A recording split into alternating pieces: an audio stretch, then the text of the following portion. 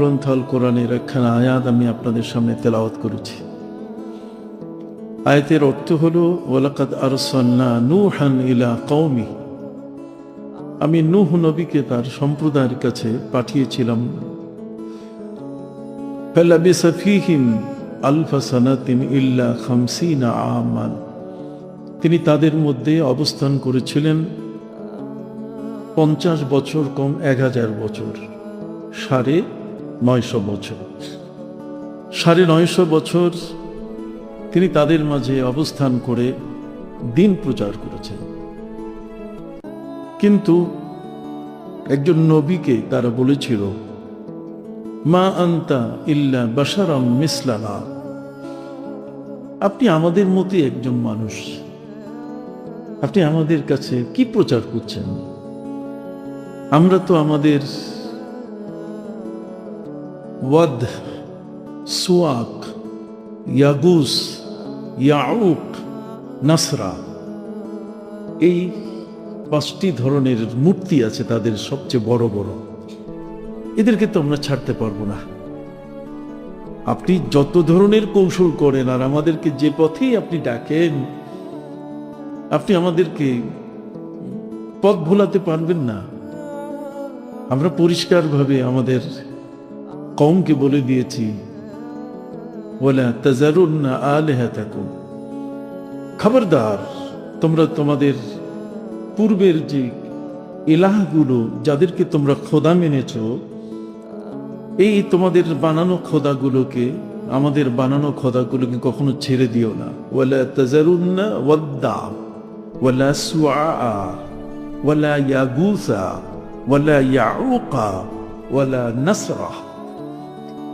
এই ওয়াদ, সুয়াক, ইয়াগুস, ইয়াউক, নাসরা, এরা ওই সময়কালের বড় বড় বুজুর্গ পণ্ডিত ইত্যাদি তারা ছিলেন, তাদের মূর্তি তারা বানিয়ে তার পূজা করত। হযরতে নূহ আলাইহিস সালাম হলেন দ্বিতীয় আদম। এই পৃথিবীর মধ্যে বাবা আদম আলাইহিস সালামের পরে তাকে আদম সানি বলা হয়। তো আদম সানি মানে দ্বিতীয় আদম হিসেবে হযরতে নূহ আলাইহিস সালাম, তিনি যে সম্প্রদায়ের নবী হয়ে আগমন করেছিলেন, 950 বছর ধরে তিনি তার ধর্ম প্রচারণার কাজে লিপ্ত ছিলেন। পবিত্র কোরআন সূরা নূহর মধ্যে রেকর্ড করে আমাদেরকে শুনিয়ে দিয়েছে, হযরতে নূহ নবী বলছে, রব্বি ইন্নী দাআউতু কওমি লাইলান ওয়া নাহারা ফালাম ইয়াজিদহুম দুআই ইল্লা ফিরারা ওয়া ইন্নী কুল্লামা দাআউতুহুম লিতাগফিরা লাহুম জাআলু আসাবিআহুম ফি আযানিহিম ওয়াস্তাগশাউ সিয়াবাহুম ওয়া আসররু ওয়াস্তাকবারু ইস্তিকবারা। অর্থ হলো যে আমি সকাল বিকাল আমার জাতির কাছে, আমার সম্প্রদায়ের কাছে, আমার কওমের মানুষের কাছে আমি আল্লাহ তোমার কথা তাদের কানে আমি পৌঁছাবার চেষ্টা করি। ওয়াইন্নী দাআউতু কওমি লাইলান ওয়া নাহারা, দিন এবং রাত সব সময়। ওয়াইন্নী কুল্লামা দাআউতুহুম, আমি যখনই তার কাছে ইসলামের দাওয়াত নিয়ে যাই, আমার উদ্দেশ্য হচ্ছে যেন আপনি তাদেরকে ক্ষমা করে দেন। এই শিরকের ভিতরে, অন্যায়ের মধ্যে, পাপের মধ্যে থাকবে, এই পাপটিতে যারা নিমজ্জিত না হয়, বিভোর যেন না থাকে, কাজেই আপনি তাদেরকে যেন ক্ষমা করেন। আমার উদ্দেশ্য হচ্ছে আপনার ক্ষমা চেয়ে এনে তাদেরকে মাফির ব্যবস্থা করে দেয়া। কিন্তু আমাকে তারা পেয়ে মনে করে ইল্লা বাশারাম মিসলানা, নূহ তুমি তো আমাদের মতোই মানুষ, অতএব তোমার কাছে কি আছে? তোমার কাছে কিছুই নাই। আসলেই তো তাদের কথা ওই আবু জাহেলের দৃষ্টি নিয়ে যারা কথা বলেছে, গর্ব সুরদ আদমি ইনসাবুদে আহমদ আবু জাহাল এক সাবুদে, কই দেখতে দুখানা পা, দুটা চক্ষু, দুখানা হাত, একটা মানুষের যে অঙ্গ প্রত্যঙ্গ হওয়া দরকার, নবী মুহাম্মদ সাল্লাল্লাহু আলাইহি ওয়াসাল্লামের সে অঙ্গ প্রত্যঙ্গ আর আবু জাহেলের অঙ্গ প্রত্যঙ্গে কোনো পার্থক্য নাই। অতএব গর্ব সুরত আদমি ইনসাবুদে আহমদ আবু জাহাল এক সাবুদে, দুইজনই দেখতে তো একরকম, খালি একজন আরেকজনের কথা শুনবে কেন? একজন আরেকজনের নির্দেশনা মানবে কেন? একজন আরেকজনের হুকুম এটা মানার প্রশ্নই আসে না। হযরতে নূহ আলাইহিস সালাম যখন তাদের কাছে গিয়ে ধর্মের কথা বলতেন, কোরআন বলছে জাআলু আসাবিআহুম ফি আযানিহিম, তাদের আঙ্গুলগুলো কানের মধ্যে ছিদ্রের মধ্যে দিয়ে তারা কানগুলো বন্ধ করে ফেলতো। ওয়াস্তাগশু সিয়াবাহুম, এবং কানের ছিদ্র তো বন্ধ করে শেষ করতো না, বরং তারা তাদের মুখটা মুখমণ্ডল কাপড় দিয়ে ঢেকে রাখতো, যাতে নূহকে দেখা না যায়, নূহকে দেখতেই রাজি না। ওয়াসাররু, এত বাড়াবাড়ি করেছে তারা, ওয়াস্তাকবারু ইস্তিকবারা, সীমা লঙ্ঘন যতটুকু করা দরকার তার চেয়েও বেশি পরিমাণে করে ফেলেছে। আল্লাহ পাক রব্বুল আলামিনের কাছে হযরত নূহ নবী, নূহ মানে ক্রন্দনকারী, যে কাঁদে শুধু। অতএব নূহ আলাইহিস সালাম তিনি আল্লাহর কাছে বলেন যে আল্লাহ, এই সম্প্রদায়কে রেখে পৃথিবীতে লাভ নাই আপনার।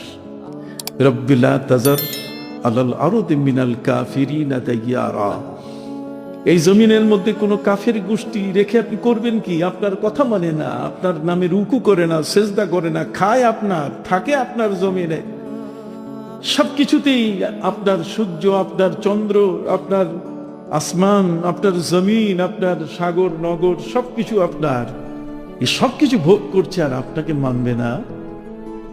এই ধরনের অবাধ্য, এই উদ্ভট জাতিকে পৃথিবীতে রাখার কোনো প্রয়োজন নাই।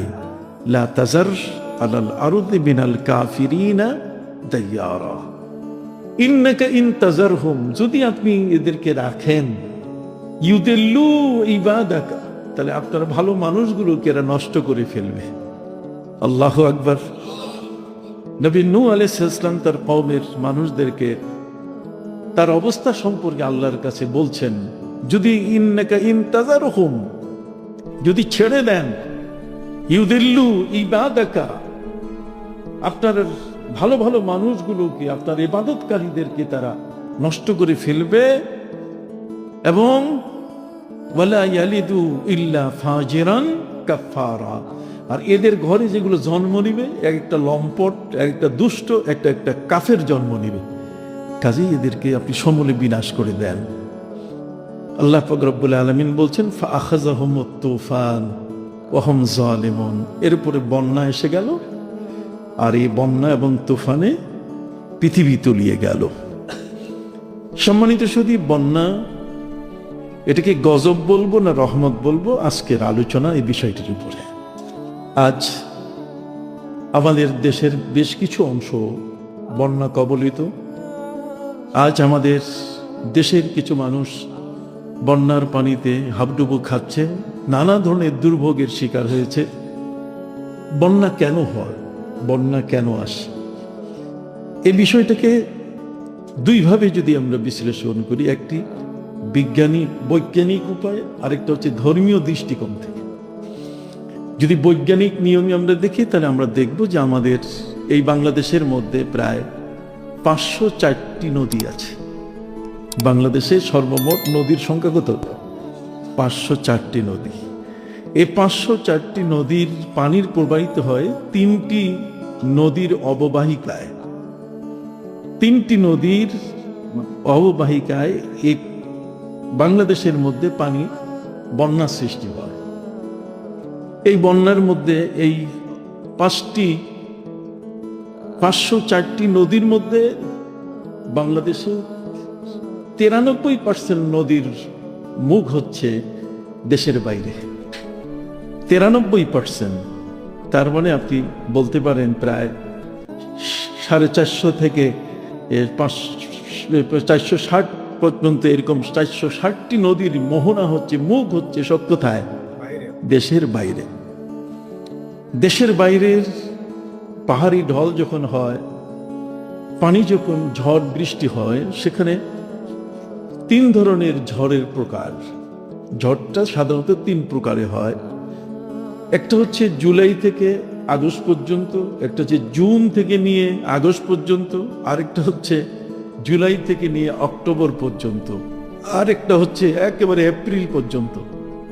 আমাদের দেশ হলো ভাটির দেশ।